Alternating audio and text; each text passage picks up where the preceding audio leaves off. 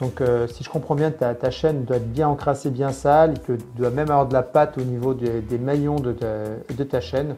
Donc moi je commencerai par un premier nettoyage à l'eau, de l'eau avec du savon, une brosse à chaîne, voire si tu n'as pas de brosse à chaîne, une vieille brosse à dents. Et puis tu nettoies bien, en tout cas tu passes bien entre les maillons avec le savon. Et après tu rinces bien avec un jet d'eau en mettant un peu de pression avec ton jet d'eau, donc un tuyau d'arrosage classique. Tu peux le faire avec un Karcher, mais par contre pour le coup il ne faut pas insister parce que les joints toriques sont assez sensibles à la haute pression. Après, bon, bah, il faut attendre que ça sèche évidemment, ou tu sèches toi-même ta chaîne.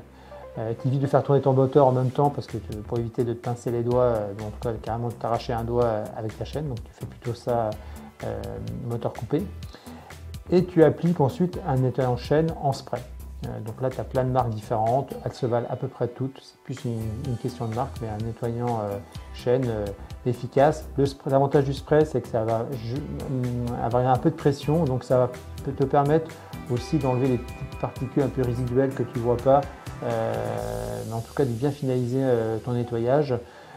Alors c'est vrai que chez Extremoto on aime bien le nettoyant frein parce que c'est une grande contenance, parce qu'on est sur des 750 ml. Moi j'aime bien le Motorex en brake cleaner. Je sais que JB utilise l'Ipon, pareil brake cleaner. Après tu as plein de marques à différents prix. C'est plus un choix. Elles vont toutes avoir normalement une bonne capacité détergente et puis un côté dégraissant.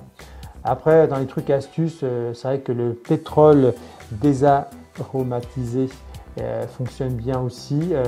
Après, c'est plus l'application, c'est pas un spray, ça va être au pinceau, c'est un peu moins pratique aussi à appliquer sur la chaîne, mais ça fonctionne et effectivement, c'est une solution pas chère. Moi, je dis l'avantage du spray, c'est que tu passes vraiment partout. Et puis les formules des fabricants, par exemple chez Motorex, le nettoyant franc marche bien et en plus il protège les joints toriques. Donc voilà, j'ai plus tendance à faire confiance à ce type de produit.